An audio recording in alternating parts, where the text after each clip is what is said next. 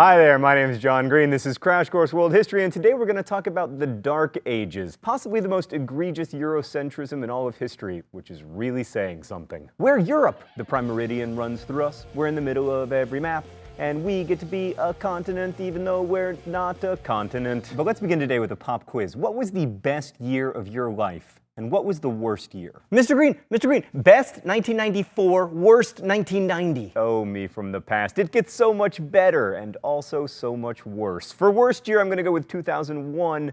Best year, 2006. All right, now it's your turn, dear pupil. Share your best and worst years in comments during the intro.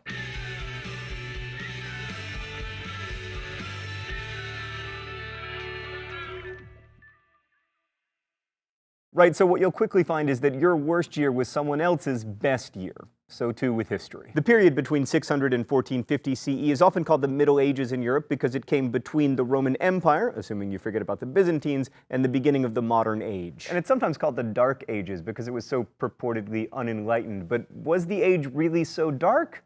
Depends on what you find depressing. If you like cities and great poetry, then the Dark Ages were indeed pretty dark in Europe. But if, like me, your two favorite things are not dying from wars and not dying from anything else, then the Dark Ages actually weren't that bad, at least until the plague came in the 14th century. And meanwhile, outside of Europe, the Dark Ages were truly an age of enlightenment. But we'll get boring Europe out of the way first. Let's go to the thought bubble. Medieval Europe had less trade, fewer cities, and less cultural output than the original Roman Empire. London and Paris were fetid fire traps with none of the planning or sewage management of places 5,000 years older like Mohenjo-Daro in the Indus Valley civilization, let alone Rome. But with fewer powerful governments, wars were at least smaller, which is one reason why Europeans living in medieval times— oh, thought bubble, I knew you were gonna do that!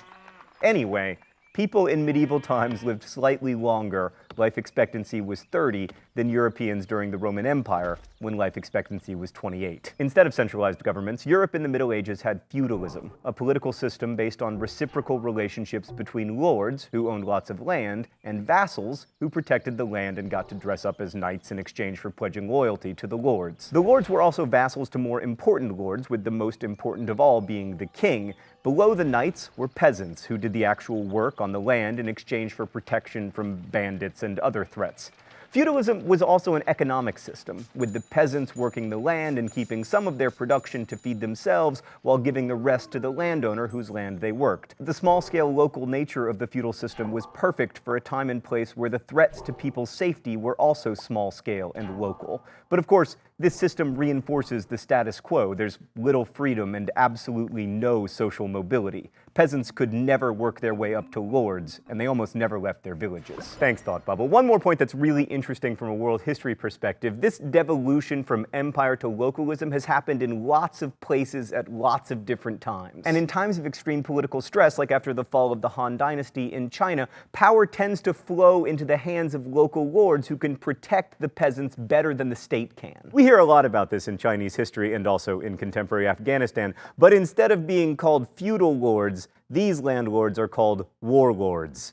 Eurocentrism striking again. The other reason the Dark Ages are called dark is because Europe was dominated by superstition and by boring religious debates about like how many angels can fit on the head of a pin. And while there's something to that, the Middle Ages also saw theologians like Thomas Aquinas, who was quite an important philosopher, and women like Hildegard of Bingen, who wrote all this important liturgical music and also basically invented the genre of the morality play. All that noted, things were certainly brighter in the Islamic world, or Dar al-Islam. So when we last left the Muslims, they had expanded out of their homeland in Arabia and conquered the rich Egyptian provinces of the Byzantines and the entire Sasanian Empire, all in the space of about 100 years. The Umayyad dynasty then expanded the empire west to Spain and moved the capital to Damascus because it was closer to the action empire-wise, but still technically in Arabia. That was really important to the Umayyads because they'd established this hierarchy with the Arabs like them at the top, and in fact they tried to keep Arabs from fraternizing with non-Arab Muslims throughout the empire. This of course annoyed the non-Arab Muslims who were like, I don't know if you're reading the same Quran we are, but this one says that we're all supposed to be equal. And pretty quickly a majority of Muslims weren't Arabs, which made it pretty easy for them to overthrow the Umayyads, which they did in 750 CE. Their replacements, the Abbasids, hold on. Abbasid or Abbasid. Ah, I'm right twice! Right, so the Abbasids were from the Abbasi, or Abbasi family, which hailed from one of the eastern and therefore more Persian provinces of the Islamic Empire. The Abbasids took over in 750, and no one could fully defeat them until 1258, when they were conquered by, wait for it, the Mongols.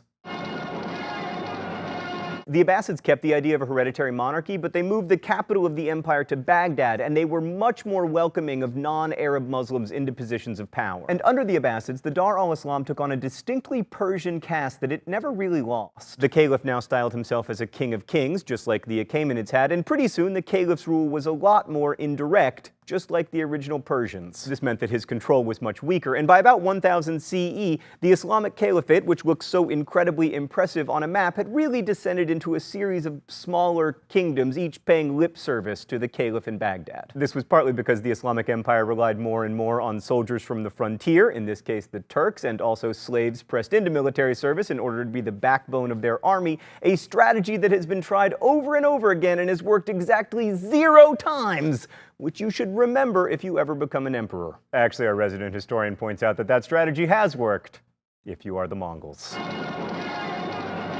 More important than the Persian-style monarchy that the Abbasids set up was their openness to foreigners and their ideas. That tolerance and curiosity ushered in a golden age of Islamic learning centered in Baghdad. The Abbasids oversaw an effervescence of culture unlike anything that had been seen since Hellenistic times. Arabic replaced Greek not only as the language of commerce and religion, but also of culture. Philosophy, medicine, and poetry were all written in Arabic, although Persian remained an important literary language. And Baghdad became the world's center of scholarship, with its house of wisdom and immense library. Muslim scholars translated the works of Greek philosophers, including Aristotle and Plato, as well as scientific works by Hippocrates, Archimedes, and especially the physician Galen. And they translated and preserved Buddhist and Hindu manuscripts that might otherwise have been lost. Muslims made huge strides in medicine as well. One Muslim scholar, Ibn Sina, wrote the Canon of Medicine, which became the standard medical textbook for centuries in both Europe and the Middle East. And the Islamic Empire adopted mathematical concepts from India, such as the zero, a number so fascinating and beautiful that we could write an entire episode about it, but instead,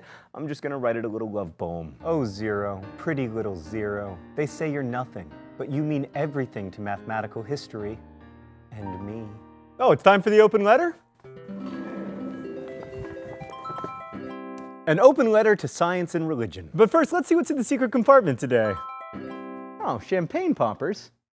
Stan, what am I supposed to do with these? Dear Science and Religion, you're supposed to be so irreconcilable and everything, but not so much in the Abbasid Empire. I mean, Muslim mathematicians expanded math to such a degree that we now call the base 10 number system and the symbols we use to denote it Arabic numerals. And religion was at least part of what pushed all that learning forward. Like the great philosopher Ibn Rushd argued that the only path to religious enlightenment was through Aristotelian reasoning, and Muslim mathematicians and astronomers developed algebra partly so they could simplify Islamic inheritance law. Plus, they made important strides in trigonometry to help people understand where to turn when trying to turn toward Mecca. You were working so well together, science and religion, but then, like Alan Tipper Gore, just couldn't last forever. Nothing gold can stay in this world.